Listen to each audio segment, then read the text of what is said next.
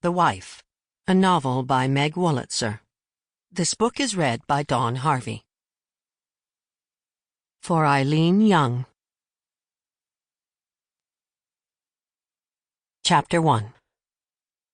The moment I decided to leave him, the moment I thought, enough, we were 35,000 feet above the ocean, hurtling forward but giving the illusion of stillness and tranquility.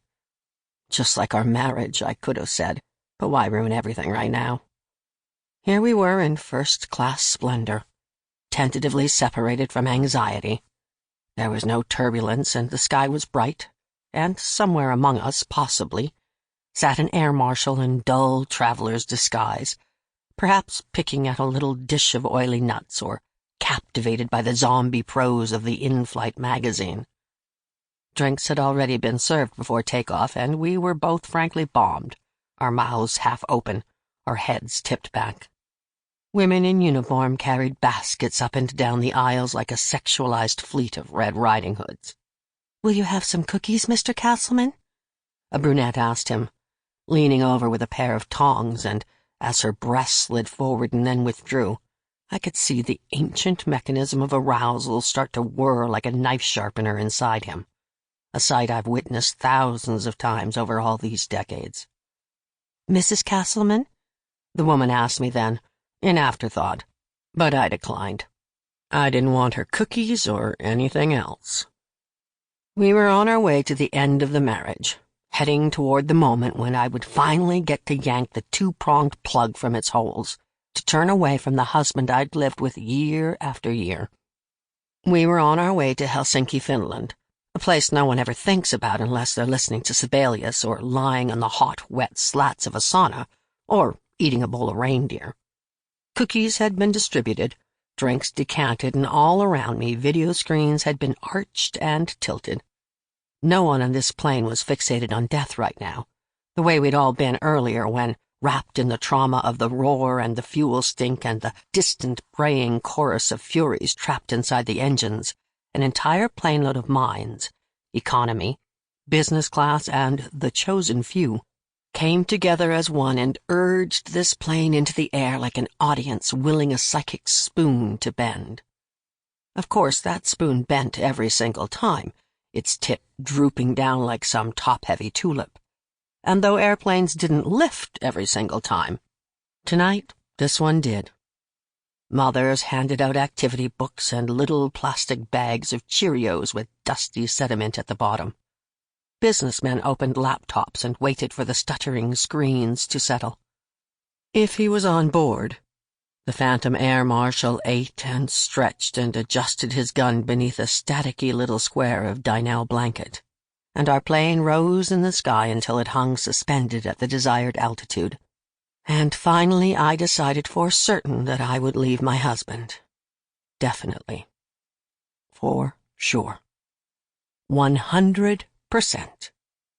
Our 3 children were gone, and there would be no changing my mind, no chickening out. He looked over at me suddenly, watched my face, and said, "What's the matter? You look a little... something."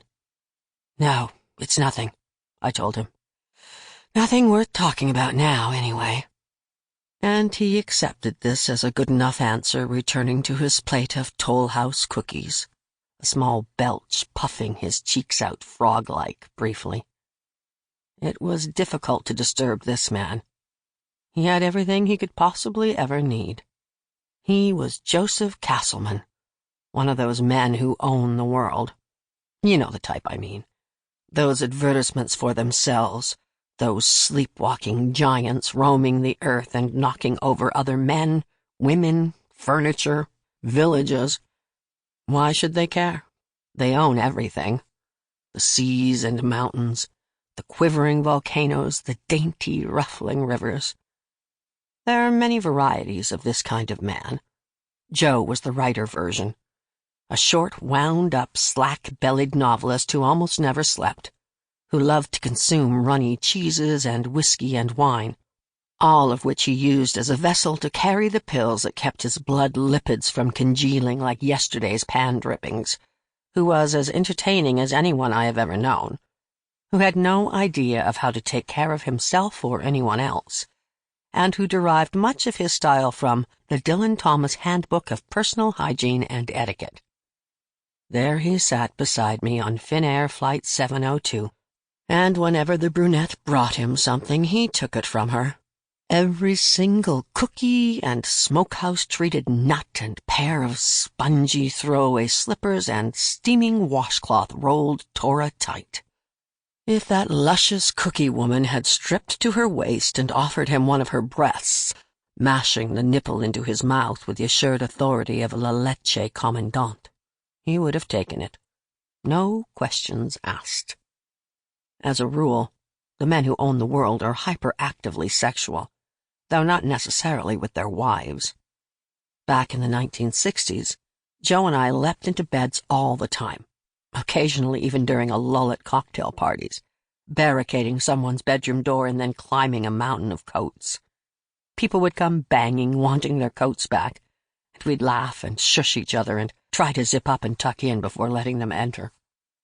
We hadn't had that in a long time, though if you'd seen us here on this airplane heading for Finland, you'd have assumed we were content, that we still touched each other's sluggish body parts at night. "Listen, you want an extra pillow?" he asked me. "No, I hate those doll pillows," I said. "Oh, and don't forget to stretch your legs like Dr. Krentz said."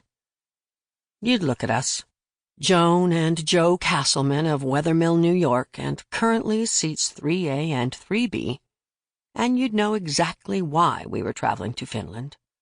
You might even envy us, him for all the power vacuum-packed within his bulky shop-worn body, and me for my 24-hour access to it, as though a famous and brilliant writer husband is a convenience store for his wife, a place she can dip into any time for a big gulp of astonishing intellect and wit and excitement.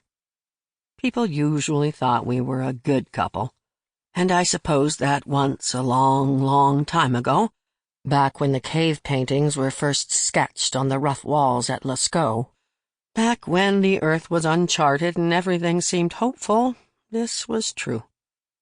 But soon enough we moved from the glory and self-love of any young couple to the green algae swamp of what is delicately known as later life. Though I'm now 64 years old and mostly as invisible to men as a swirl of dust motes, I used to be a slender, big-titted blonde girl with a certain shyness that drew Joe toward me like a hypnotized chicken. I don't flatter myself. Joe was always drawn to women, all kinds of them, right from the moment he entered the world in 1930 via the wind tunnel of his mother's birth canal. Lorna Castleman, the mother-in-law I never met, was overweight, sentimentally poetic and possessive, loving her son with a lover's exclusivity. Some of the men who own the world, on the other hand, were ignored throughout their childhoods, left sandwichless at lunchtime in bleak schoolyards.